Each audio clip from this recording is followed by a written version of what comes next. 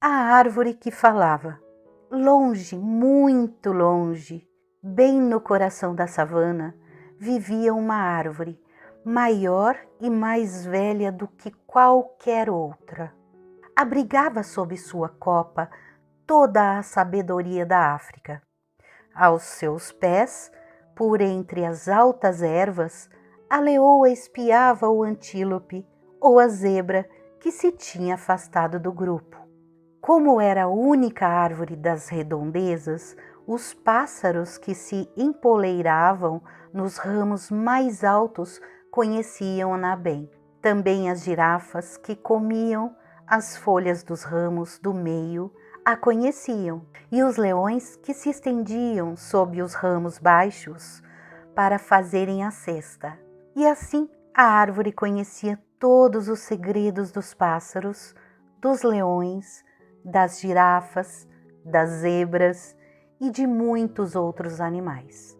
É que ela escutava com todas as suas folhas. Até os homens vinham sentar-se debaixo da árvore no momento das grandes decisões, discutindo os assuntos sérios à sombra dos seus ramos. A árvore sabia mais sobre o povo dos homens do que o mais velho dos anciões e o mais sábio dos sábios, porque ela sabia calar-se enquanto eles gostavam de falar. Mas a árvore não guardava para si o seu saber. Aqueles que tinham os ouvidos atentos, ela murmurava em confidência as respostas a muitas questões. Quando os seus filhotes estavam suficientemente grandes para voar, as andorinhas, as cotovias e os estorninhos tinham por hábito levá-los até a árvore. Ao cair da noite, a árvore enchia-se de piados. Passado algum tempo, com 3 picadas, os pais faziam calar os mais tagarelas, e cada um escutava o murmúrio que subia da raiz mais profunda até o raminho mais alto. No dia seguinte, os jovens sabiam um pouco mais da arte de voar em zigue-zague para enganar as aves de rapina que mergulham sobre as presas. E a águia regressava às montanhas de mãos a abanando, perguntando-se por que milagre todos os passarinhos daquele canto da savana tinham se tornado de repente tão espertos. E cada girafinha que partia a mascar um punhado de folhas da árvore ficava a saber um pouco melhor como evitar a leoa que a caçava.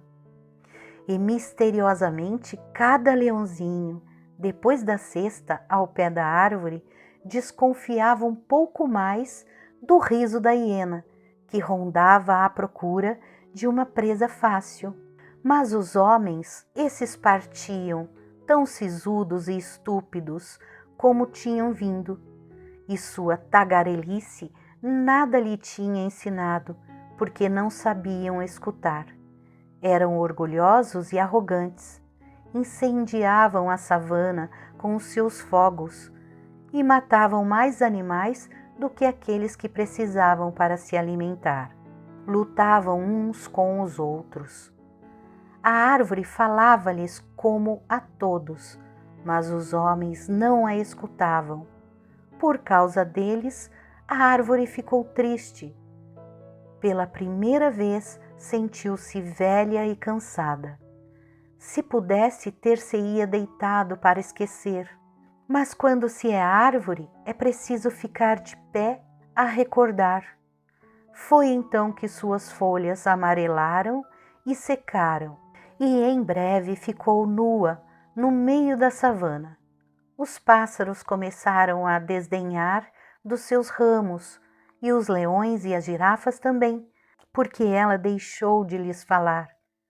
E todos diziam que ela estava morta. Por muito tempo, a árvore seca ficou de pé, e parecia que nada viria alguma vez a mudar. Os pássaros de rapina das montanhas estavam contentes e as hienas riam-se. A leoa perdeu um leãozinho, a girafa uma girafinha e a andorinha 3 passarinhos que mal sabiam voar. Mas, uma manhã, veio um pequeno homem com um ar decidido. Tinha o olhar de uma criança, e esse olhar não refletia nem fogo nem maldade. As suas mãos nem arco nem lança. Contudo, era um homem. Parou ao pé da árvore seca, estendeu os braços e com as pontas dos dedos tocou no tronco muito devagar, bem de leve, como se acordasse alguém que dorme. A copa estremeceu e a voz do pequeno homem subiu ao longo da árvore, terna como um cântico muito antigo. O homem falava à árvore, cheio de simplicidade. Depois calou-se e, encostando a orelha ao tronco, e escutou. O vento nos ramos parecia formar palavras e frases, e quanto mais a árvore falava, mais a expressão do homem se iluminava. Quando a árvore terminou, o homem partiu. Quando voltou, trazia um machado aos ombros.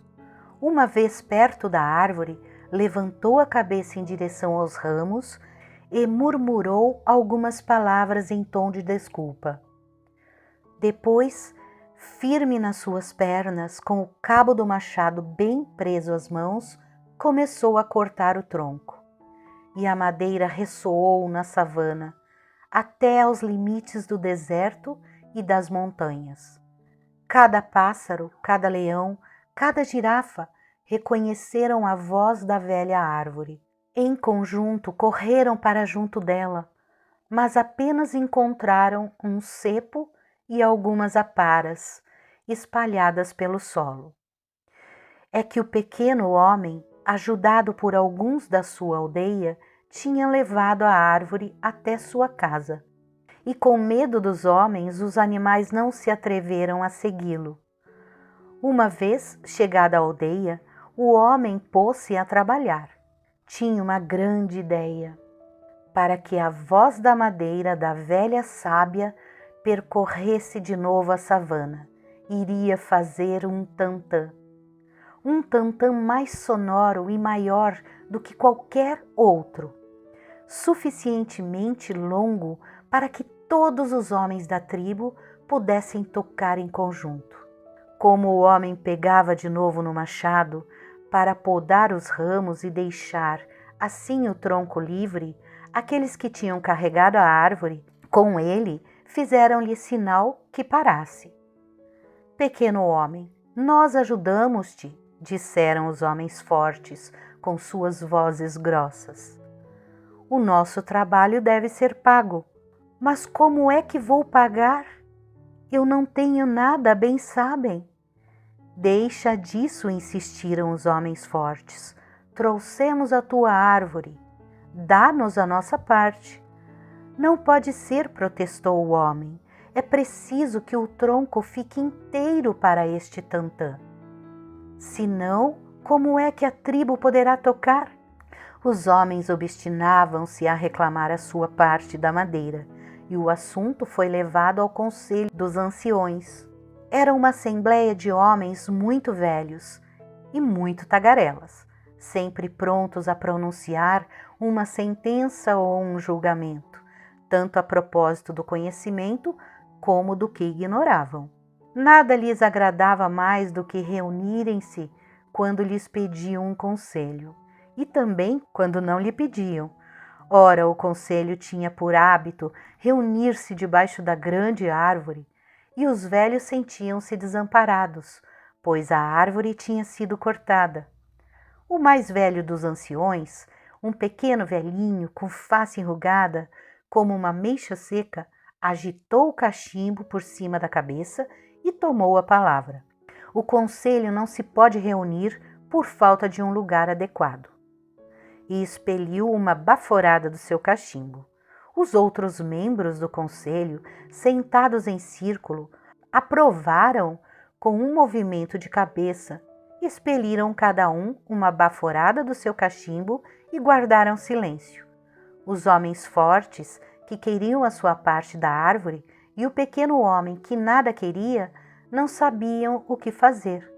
Impaciente por começar o trabalho, o homem avançou para dentro do círculo, curvou-se respeitosamente diante do mais velho dos anciões. Digam-me apenas se posso começar o meu trabalho. Já estáis aqui reunidos? Ah, não, é verdade que estamos aqui, respondeu o ancião, mas o conselho não está reunido. Por isso não pode dar a sua opinião. Expeliu uma outra baforada e calou-se. Os homens fortes, impacientes por levar a madeira que lhes cabia, inclinaram-se por sua vez diante dos anciões e disseram: digam-nos apenas se podemos pegar a nossa parte. O ancião nem se deu o trabalho de responder.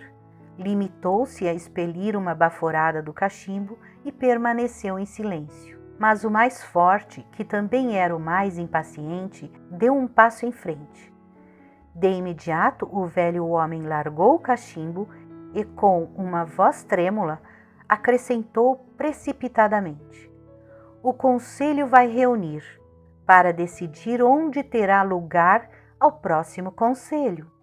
O discurso enfadonho que se seguiu poderia ter durado até ao final dos tempos, e se o conselho não tivesse acabado por decidir, que decidiria mais tarde.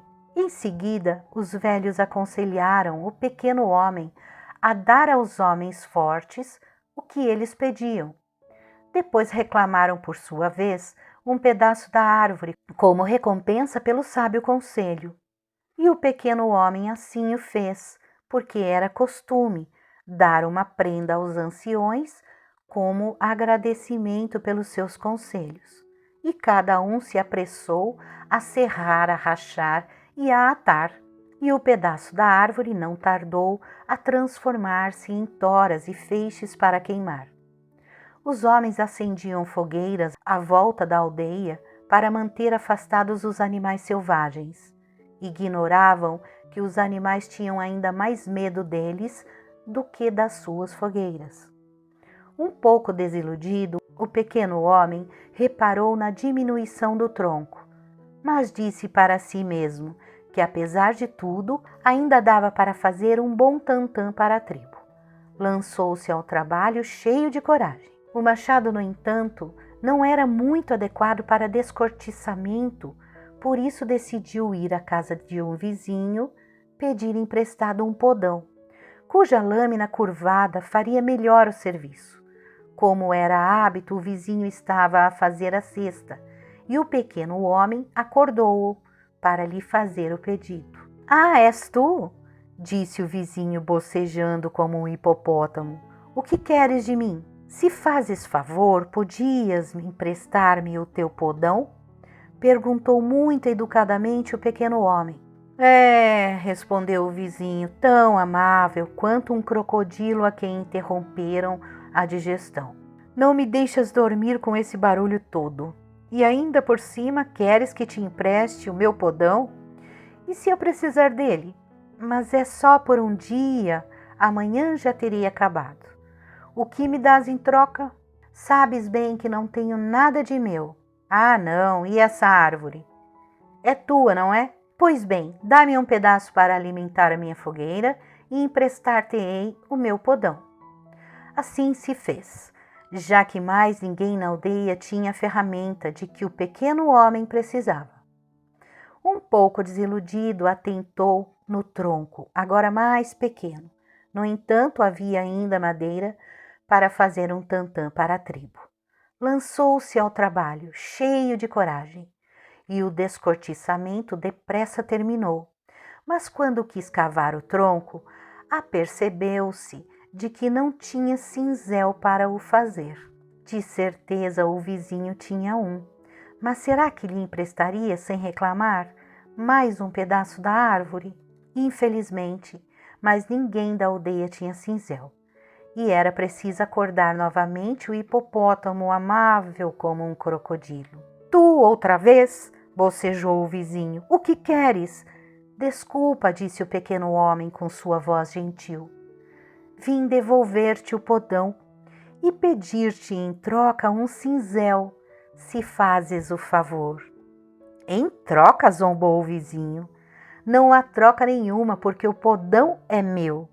Dai-me um pedaço de madeira para a minha fogueira e eu emprestar-te-ei meu cinzel. Assim feito. E o pequeno homem, um pouco desiludido, atentou no tronco muito curto. Ainda podia fazer um bonito tantã, não para toda a tribo, mas mesmo assim um bonito tantã. Cheio de coragem, meteu a mão à obra e depressa cavou o tronco. Faltava apenas endurecê-lo ao lume, para que fosse mais sólido e para que o seu som chegasse mais longe. Mas o pequeno homem não tinha fogueira e já havia dado tanta madeira aos outros que não possuía o suficiente nem para atear uma fogueira. Claro que a fogueira do vizinho crepitava um pouco mais longe, mas não ousava acordá-lo pela terceira vez. Foi então pedir aos homens fortes, que faziam uma grande fogueira, a permissão de passar o seu tantã pelo fogo.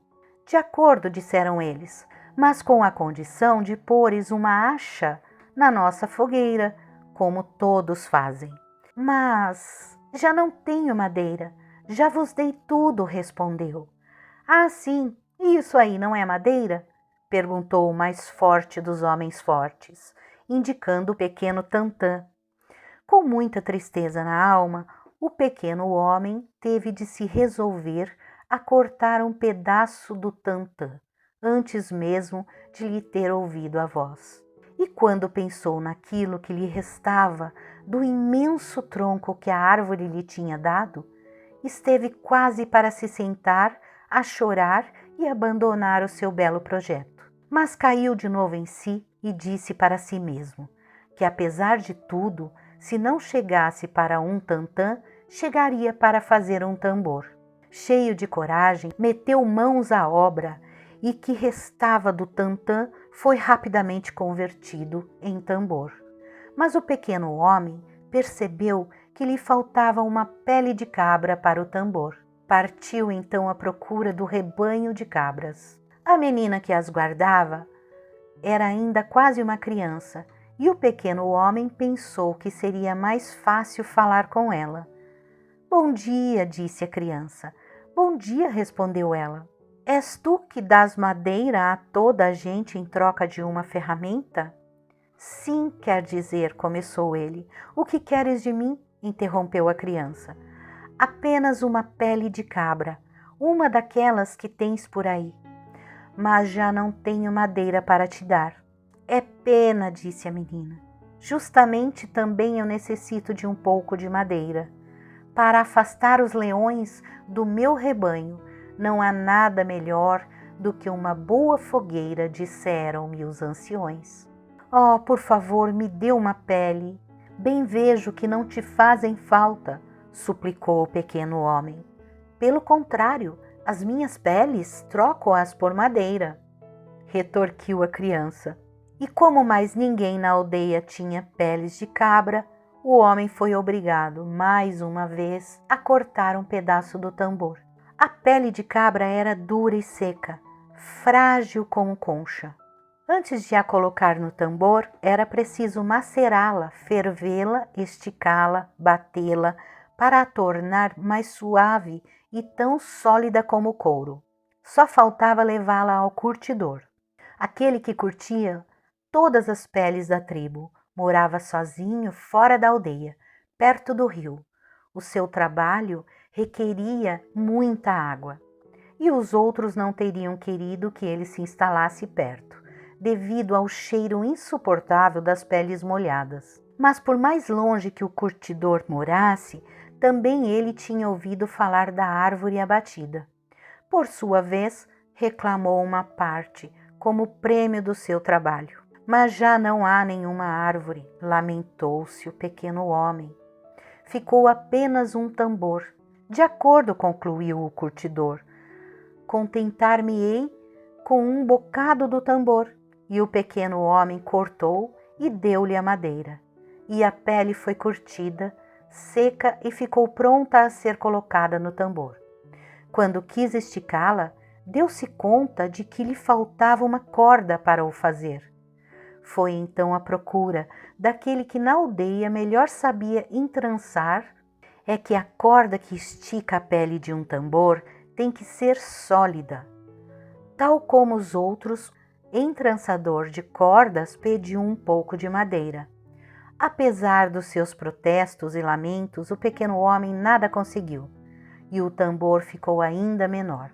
O pequeno homem regressou à casa perturbado, com a corda no ombro. Ao ver o tambor tão pequeno, perguntou-se se teria valido a pena o trabalho.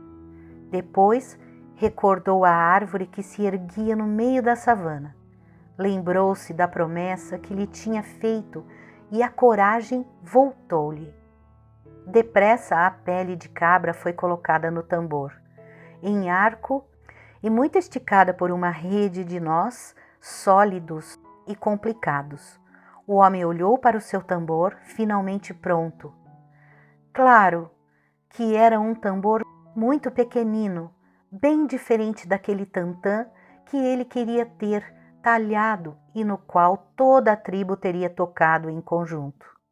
No entanto, o homem não ficou decepcionado, porque era um belo tambor, esculpido, polido, suficientemente largo para suas pequenas mãos e suficientemente grande para lhe caber entre os joelhos. Então o homem quis experimentá-lo. Com as palmas e os dedos pôs-se a tocar. E a voz que saía deste tambor, tão pequenino, que mais parecia um tambor de criança, era ampla e vasta e profunda como a floresta. O homem sentiu-se arrebatado e suas mãos continuaram a tocar.